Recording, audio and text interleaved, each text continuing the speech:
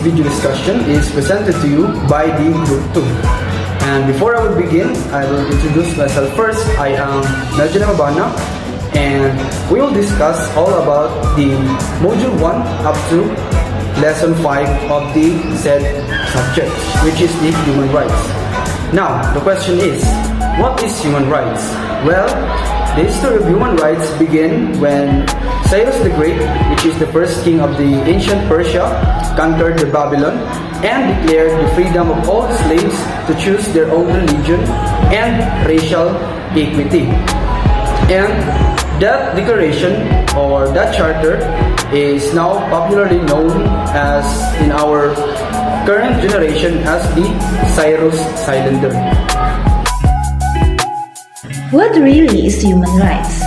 In the Commission on Human Rights, it may be defined as the supreme, inherent, and inalienable rights to life, to dignity, and self-development. While in the United Nations definition, it can be defined as it is inherent in our nature and without the risk of internal conflict is due to the denial of human rights. There are two classifications of human rights according to aspects of sources that include natural or moral rights, which defines as a God-given rights acknowledged as morally good.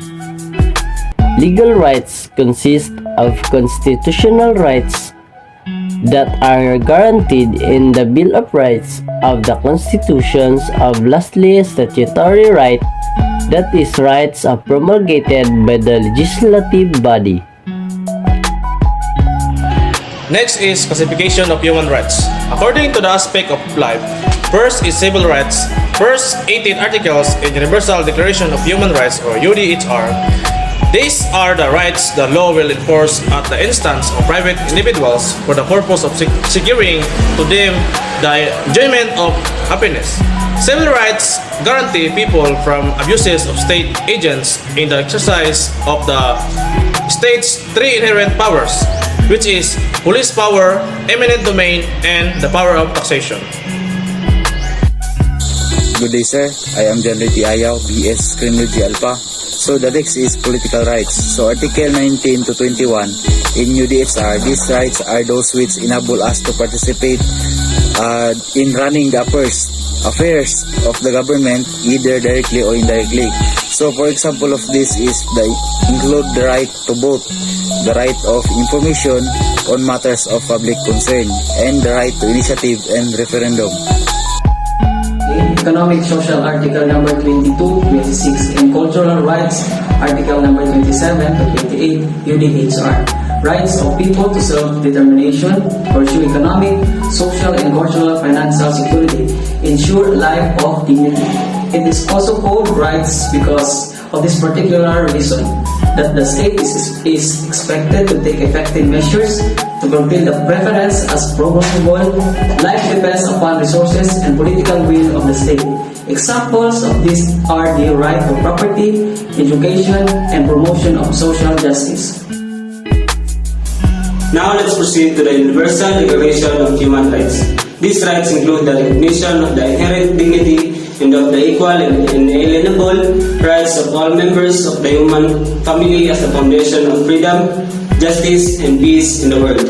In addition, disregard and contempt of human rights have resulted in barbarous acts which have outraged the conscience of mankind in the advent of a world in which human beings shall enjoy freedom of speech and belief and freedom from fear and want has been proclaimed as the highest aspiration of the common people. Now, let's move on to the General Assembly proclamations. According to the proclaims, this Universal Declaration of Human Rights is a common standard of achievement for all peoples and all nations, to the end that every individual and every organ of society, keeping this declaration constantly in mind, shall strive by teaching and education to promote respect for these rights and freedoms and by progressive measures, national and international, to secure their universal and effective recognition and observance, both among the peoples of member states themselves and among these peoples of territories under their jurisdiction.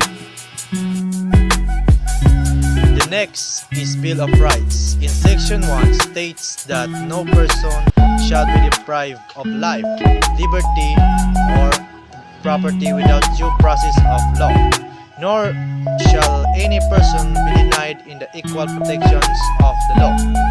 Any deprivation of life, liberty, and property by the states is with due process, if it is done regarding to the following condition. First is under the authority of the law that is valid under the Constitution itself, and after compliance with fair and reasonable methods of procedure required by law. While in the Section 2, it states the right of the people to be secure in their persons, houses, papers, and effects against unreasonable searches and seizures of whatever nature and for any purpose shall be inviolable.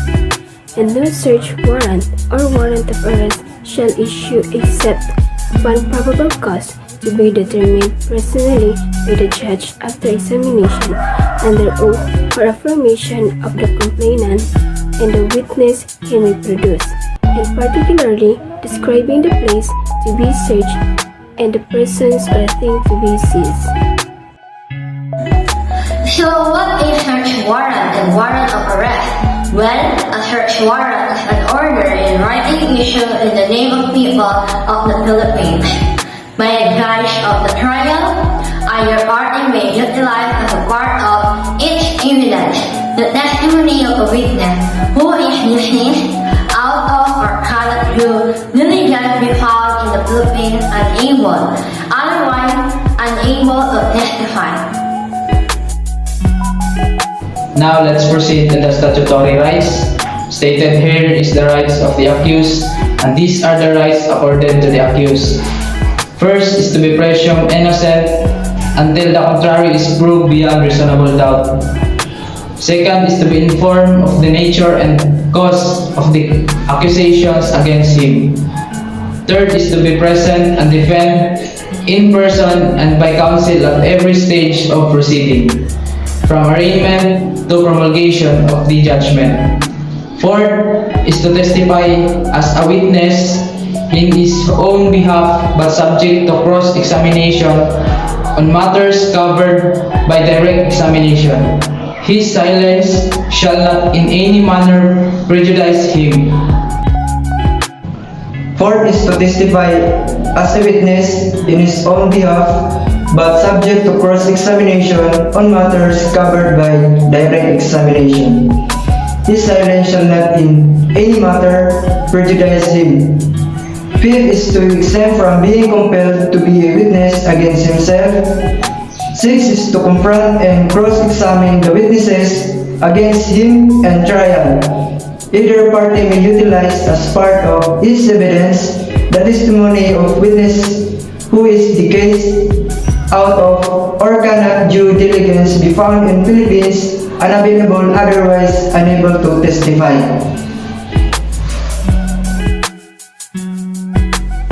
Seventh is to have a compulsory process issued to secure the attendance of witnesses and production of other evidence in his behalf. Eighth is to have speedy, impartial, and public trial. Last is to appeal in all cases allowed and in the manner prescribed by law. So much of that now, let's talk about the roots of human rights violation. Stated there are two roots including unprofessionalism, incompetency. When the one of these two occurs, the effects are crime are not solved, justice delayed, and justice denied. PNP could face the criminal administrative charges. End of career, PNP government suffers criticism from media and other sectors. Our country relation with the international community is affected, and lastly, the PNP loses trust and confidence to the community. In this juncture, let's discuss the human rights based policy. So, what is HBRP?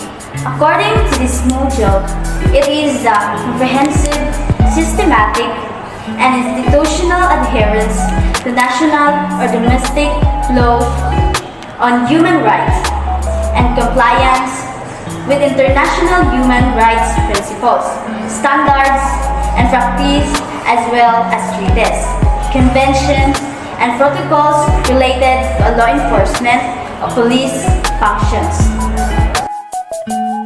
HRBP is also an approach to policy that defines the relationship between individual citizens and various groups or sectors of society as claim holders whose rights have to be respected and protected by the police, and the police as duty bearers that have obligations to respect, protect, and fulfill human rights. HRBP aims to empower claim holders to claim their rights, while strengthening the capacities of duty bearers to meet their duties and obligations as human rights protectors. Moreover, HRBP is an important component of security sector reform (SSR).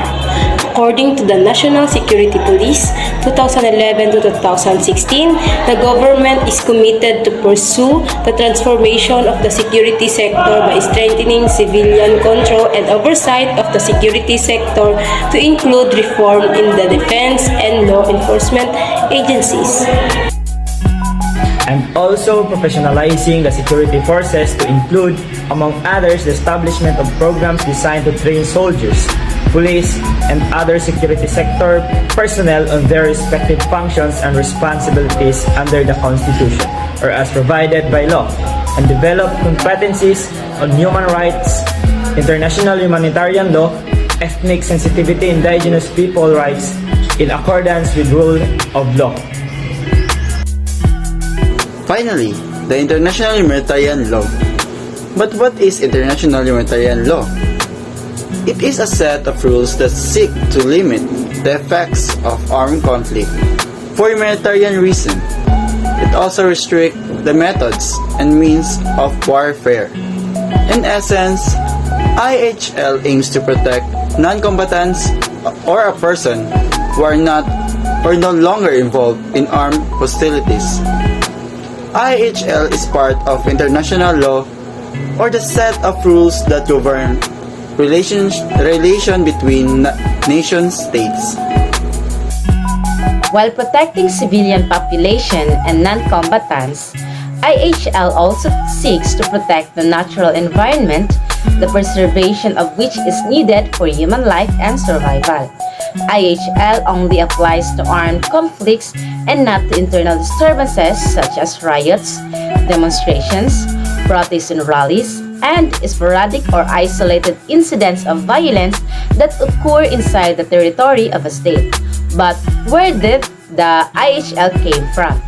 According to this module, the Geneva Conventions and the Hague Conventions are the basis of international humanitarian law.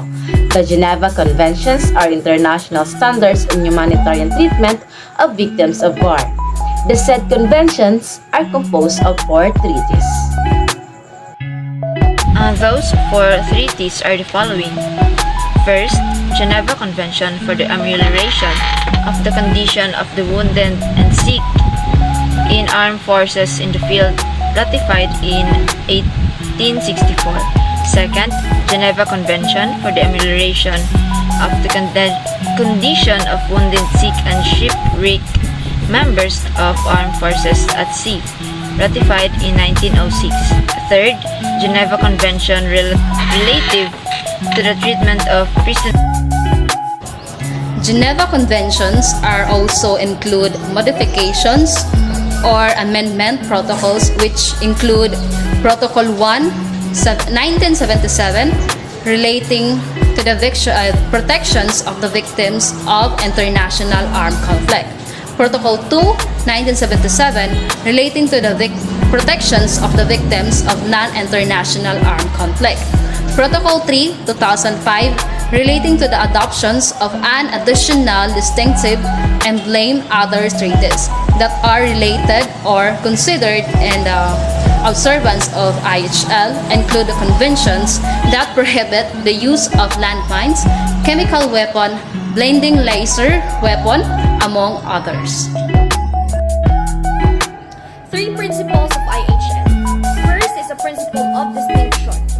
principle of distinction means that states must not use means and methods of warfare that do not distinguish or make a distinction between combatants and non-combatants. Next is the principle of proportionality. The principle of proportionality means that a clear military target must not be attacked if the risk to civilians and to civilian or non-military property is larger than the expected military advantage or result.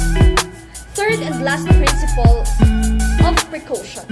The principle of precaution as part of the principle of distinction means that parties in conflict must take all precautions to distinguish between combatants and non-combatants, as well as legitimate military targets and civilian properties or structures that must not be attacked.